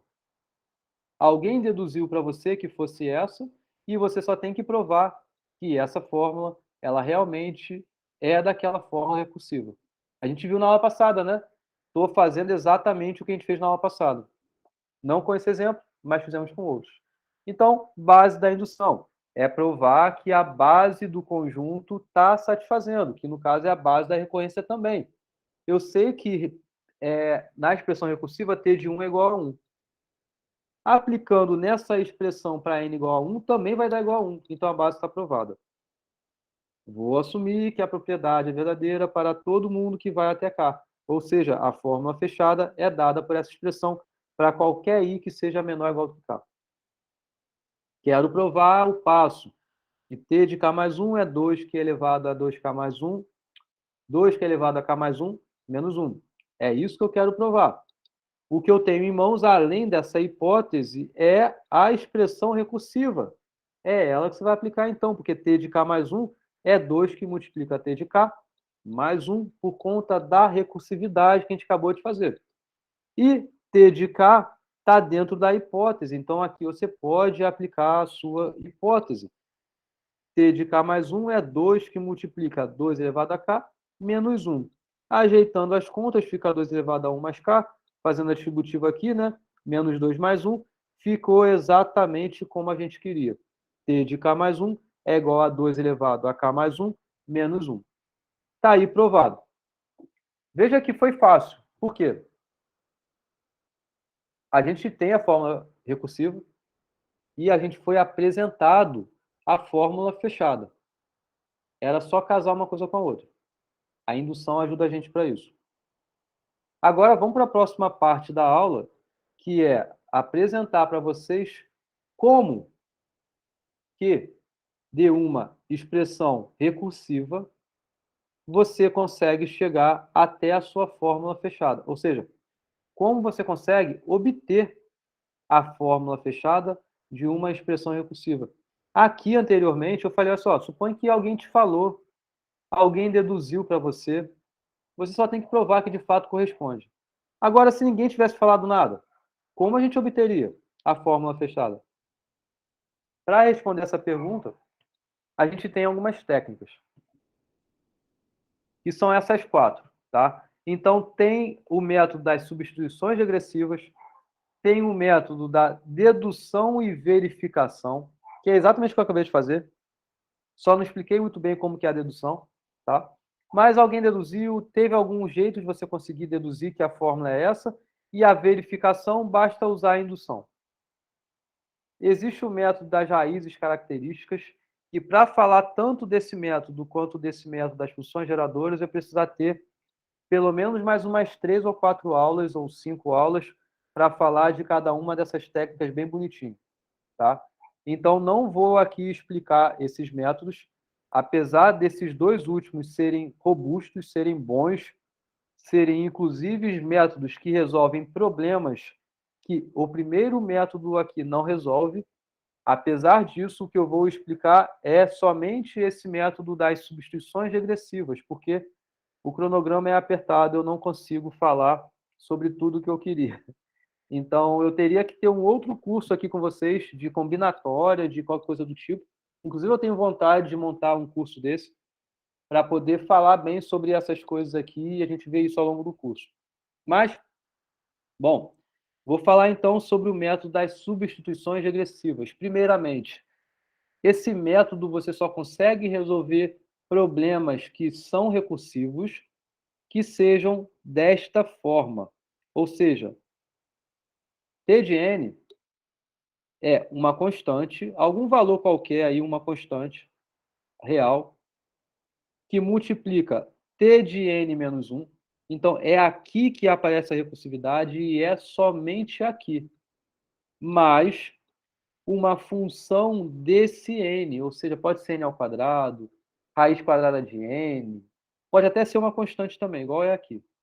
Tá? Então, você veja que o problema das torres de Hanoi pode ser resolvido com essa técnica, porque se aplica a essa função, a esse jeito, né? Porque aqui, ó, 2 é o C, Tn menos 1 está aparecendo, mais 1 é uma função de n aí. Tá? Mas nem toda função recursiva é dessa forma. Né? Por exemplo, a sequência de Fibonacci não é. Porque aqui, olha só a sequência de Fibonacci aparecendo. T de n é igual a T de n menos 1, está a recursividade aparecendo aqui, mas também está aparecendo aqui, n menos 2. Não tem, só tem um lugar aqui. Não pode. Então, para a sequência de Fibonacci, esse método não resolve. Você não consegue obter a fórmula fechada da sequência de Fibonacci utilizando o método das substituições regressivas. Você consegue com funções geradoras, com raízes características, mas funções assim, com substituições regressivas, não. Tá? Mas como é que se baseia essa técnica? Vamos a ela, que é ela que eu vou ensinar para vocês, e na próxima aula a gente vai praticar bastante isso. Tá? A ideia é exatamente como a gente sabe obter um valor numa expressão recursiva. Então, pensa, por exemplo, o T4. T4 é 2T3 mais 1, que é 2T2 mais 1, que é 2T1 mais 1. Você vai abrir a expressão até a base, não é assim que a gente obtém? Quer saber o valor para um n específico? Abre ela até a base. Resolve uma vez que você obteve a base, porque a base você sabe o valor. Sai multiplicando e somando todo mundo agora, tem o que você queria.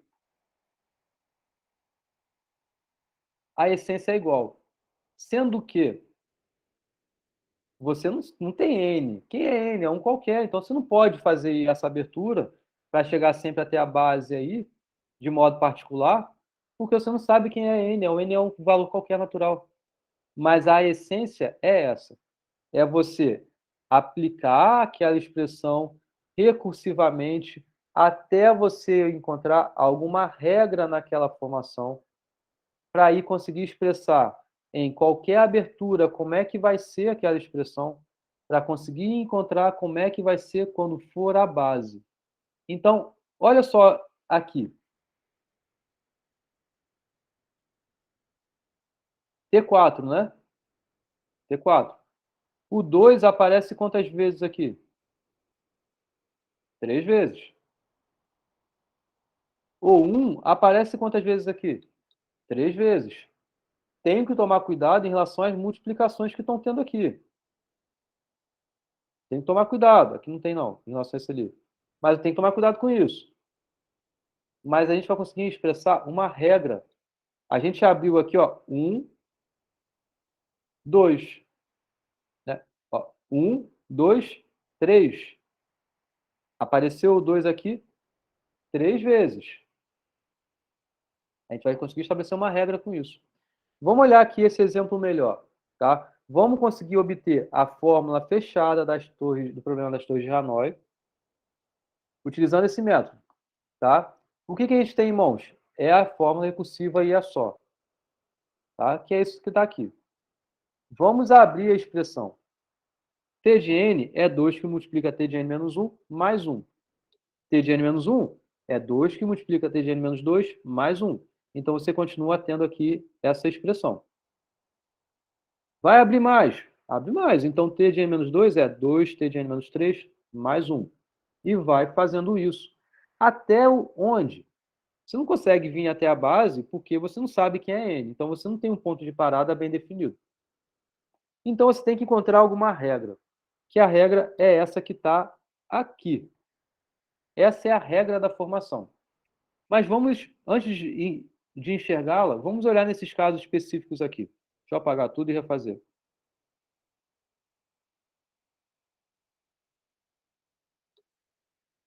Vamos aplicar aqui a distributiva, né, e reescrever essa expressão, né?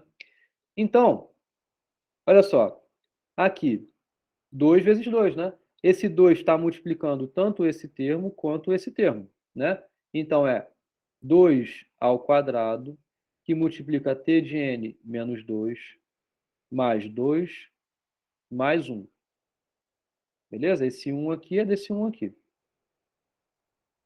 Vamos fazer em relação à próxima. Então, em relação à próxima, tome cuidado com os parênteses, porque se você não colocar os parênteses onde tem que pôr, você vai se perder na conta muito fácil. Então, aqui você tem 2 elevado ao cubo t de n menos 3. Agora aqui, você tem dois termos. Tanto esse 2 quanto esse 2 estão multiplicando esse, mas esse 1 aqui é multiplicado por esse e por esse também, né? Então, você vai ter mais 2 ao quadrado. Em relação a esse 1 aqui, ó, você tem esse termo e esse termo. Esse 2 multiplica esse, que a gente viu, e também multiplica esse. Mas é só esse 2 que multiplica esse 1 aqui. Mais 2. Mais 1 aqui. Entenderam? Com isso, você já tem uma regra muito bem definida, muito clara. Porque, olha só, 2 elevado a 3, n menos 3. 2 elevado a 3 menos 1, 2. 2 elevado a 3 menos 2, 1. 2 elevado a 3 menos 3, 0. 2 elevado a 0 é igual a 1. Então, posso até trocar. Onde está 1, no caso, é 2 elevado a 0. Aqui, 2 elevado a 0, porque dá igual a 1. Olha como aparece essa regra. Se você abrisse para o próximo, seria 2 elevado a 4, t de n menos 4, mais 2 elevado a 3, mais 2 elevado a 2, mais 2 elevado a 1, mais 2 elevado a 0. Então, por isso que, de modo genérico, caso você fosse abrindo até um késimo termo, quem é esse k? É algum qualquer menor do que n, você tem certeza que vai ser 2 elevado a k e multiplica t n menos k, que soma 2 elevado a k menos 1, veja, é justamente o anterior, né? Mais 2 elevado a k menos 2, k menos 3, até o 2 elevado a 0. Por que eu estou fazendo isso? Vocês lembram que eu coloquei aqui? Aqui. Eu fui colocando isso até chegar na base. O meu objetivo é que do lado direito daquela expressão não apareça nada recursivo. E do jeito que está aqui, está aparecendo. Porque, olha só, tem um tn menos k. Tem essa chamada recursiva dentro dele. Eu não quero. Se eu não quero, é que eu tenho que fazer desaparecer. Eu só vou conseguir fazer desaparecer quando esse valor for a base. Então, só vou conseguir fazer com que esse meu lado direito não tenha nada recursivo quando aqui estiver aparecendo a base. A base é quando isso daqui for igual a 1.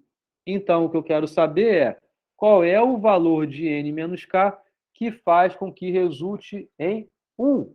Em outras palavras, o que eu quero saber é quanto que eu tenho que ficar abrindo até chegar na base. Ou seja, qual é o valor de k que faz com que n menos k seja igual a 1. Então, é n menos k. Passando aqui para o outro lado, tudo mais, k é igual a n menos 1. Ou seja, com isso, eu tenho a certeza que tudo onde tiver k, eu ponho n menos 1, então vai ser 2 elevado a n menos 1. Veja que o T1 aparece ali. Beleza, já tenho a base. E todos os demais valores que aparecem em K, substituo por n menos 1. Agora, falta pouco, por quê? Já tenho a base. Tenho a base, eu sei o valor da base. Substituo ali. Como t de 1 é igual a 1, o que você tem, então, é essa soma exatamente. Por quê? Bom, vamos olhar daqui para cá. Daqui para cá, ó, é n menos 2, né? Porque é n menos 1 menos 1, n menos 2. N menos 3, n menos 4, até 2 elevado a 0. Certo? Então, é disso daqui até aqui, né? Enquanto que aqui é 2 elevado a n menos 1 vezes 1. 2 elevado a n menos 1. Então, é essa soma que você tem. Isso daqui já é uma fórmula fechada. Por quê? Porque não tem nada recursivo. Não tem nenhuma chamada recursiva aqui dentro. Mas veja, não é a fórmula que eu espero, porque eu apresentei, né? Eu apresentei a fórmula das torres de Hanoi, apresentei também qual foi a sua fórmula fechada, a gente até provou isso por indução. Né? Não é isso que está aqui. Mas aqui agora é só ajeitar as contas, porque olha só, muda a ordem. Isso aqui não é comutativo, você não pode inverter.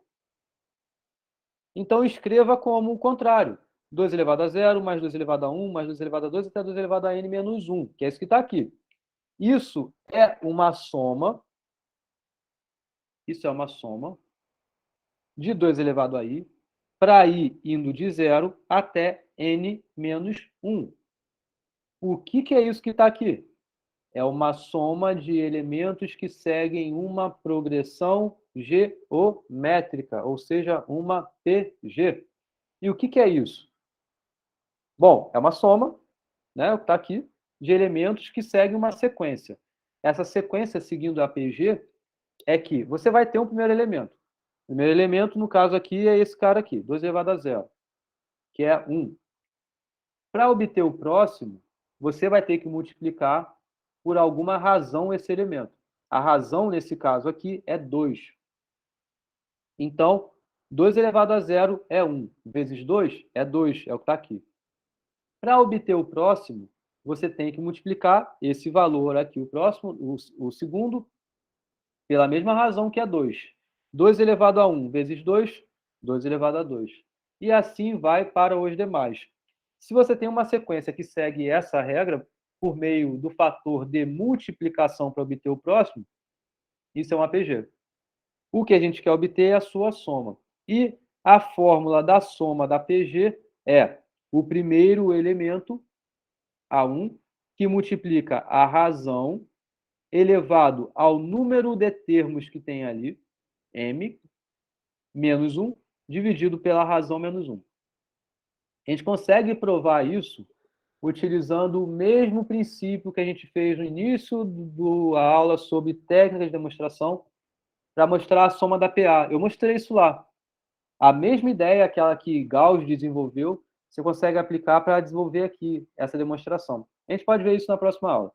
Mas essa é a fórmula, não vou provar ela aqui agora, porque já está quase acabando o tempo. Mas na próxima aula eu posso falar melhor sobre ela. Tá? E é aplicando nessa fórmula. Bom, primeiro elemento é 2 elevado a 0. 2 elevado a 0 é 1. Razão, 2. Número de termos do 0 até o n menos 1, você tem n termos, porque é do 1 até o n menos 1, tem n menos 1. Mais esse termo aqui, n termos. Menos 1 sobre q menos 1. Então, o que é isso? É justamente o que a gente queria. T de n é 2 elevado a n menos 1. E acabou. Tá? Na próxima aula, a gente vai ver aqui vários exercícios que estão lá na lista, que são exercícios que vão lembrar bastante o que a gente conhece de princípio aditivo, princípio multiplicativo, para conseguir resolver as soluções de modo recursivo, um problema, baseado justamente na solução dos casos menores e compor isso na sua solução maior do problema de entrada. Também a gente vai aplicar bastante essa técnica aqui de substituições regressivas para obter a fórmula fechada. Beleza? Então, acabou. Tá? E eu tô com a garganta precisando de muita água. Alguém quer falar uma coisa? Fala aí. O lance da Covid lá passou, professor? Oi? O lance da Covid lá passou? Uhum. Graças a Deus. Que E bom. vocês aí, tudo bem? Tá tudo certinho. Fazer teste amanhã só pra descartar tudo. Meu pai, eu tava achando que ele tava, mas deu negativo. Então tá tranquilo. Que bom. Que Só bom. foi gripe mesmo, tranquilo. Tem muita gente fazendo o teste? Meu pai disse que tá bastante gente lá pra fazer o teste. Ele fez aquele do nariz. Ele falou que é extremamente chato. É horrível, horrível. Eu também fiz. Eu também deu negativo, mas acho que eu tive. Eu fiz também muito em cima, né? Eu comecei a ter sintoma na véspera, quase. Aí... Mas enfim. Eu acho que é muito difícil alguém não ter pegado nesse momento. Tipo, eu peguei, devo ter pegado, peguei uma gripe no meio quando tava com o Covid mais forte, mas como eu tava tranquilo, eu só me tranquei dentro do quarto e não fui fazer o teste. Mas só passou, só fiquei 3 dias mal, então não sei se foi bem Covid, né? Agora há pouco tempo isso? Não, já faz 6 meses já. Hum, 6, 7 meses. pô. Mas já tinha se vacinado, né? E já tinha feito a primeira dose só. A vacina realmente segurou muito, né? Todo mundo aí que está Aqui em tendo esse casa, sintoma mais leve. aqui em casa ninguém se separou, não. Mesmo minha mãe positivando e minha irmã não sentiu nada. Eu só tive uma coriza, mas é normal por conta de sinusite que eu tenho de 10 em 10 minutos, então... Ah, E, professor, a é vacina porque eu também. tive. E a vacina também, pô, diminuiu muito o número de mortes, pô. Você vê ali o número de casos tá até subindo, mas o número de mortes tá meio estagnado. É, é. Eu espero que diminua cada vez mais, né? E que a gente tenha um retorno também presencial da UF aí, porque Já cancelaram o carnaval, tá tudo certo, pô. cancelaram? Ah, que bom. Cancelaram não, pô, só adiaram, pô. Sério? Aham, É verdade, adiaram. Aham. Caramba. Eu não lembro quando foi, mas acho que é daqui uns 4, 5 meses. Acho que ia ser pra abril, sei lá. É, abril, isso mesmo. Meu Deus. É abril ou maio, é porque eles não querem perder dinheiro, né? Muito dinheiro perdido. É. É um problema que se resolve com outro problema. Ai, ai. Mas enfim, e a aula aí, tá tranquilo? Estão tranquilos? Gostaram? Eu Entenderam? Cara, consegui pegar. eu fiquei um pouquinho lerdado na parte de depois das pilhas de Hanoi. Pilha, que fala? Não, torres. Uhum. Mas é porque eu tenho que dar uma reforçada no conteúdo das últimas aulas também de demonstração. E agora que praticamente só tem a sua aula, então tô bem tranquilo. Só tem a sua aula, no caso. Agora é só ver o É, negócio. e na verdade a aula de conteúdo acabou. A próxima aula a gente só vai fazer exercício, né? Mas claro, vou rever isso tudo aqui e tal. Mas tentem assistir essa aula de novo, né? E tal, estudar para. São quantas aulas de exercício que a gente vai ter até agora? Até a prova? Só São duas, duas. né? São duas, já. Mas a última vai ser só sobre essa matéria de agora ou vai ser sobre tudo que a gente passou depois da prova 1? A última eu quero fazer de tudo. Ah, ok. É, beleza? Vou postar hoje não, Larissa. Não preparei ainda não. Amanhã eu posto, tá? Avião eu posto. Não vou postar de manhã também não, que eu tenho compromisso de manhã. Mas eu vou postar de tarde e tal, tá? Bom, tá bom, gente? Sem pressa. Tá bom. Beleza. Vou encerrar então, hein? Pode deixar que eu vou ter pressa não. Boa noite aí, gente. Boa noite, professor. Deixa eu encerrar a Boa gravação. noite. Valeu. Bom final de semana aí. Igualmente.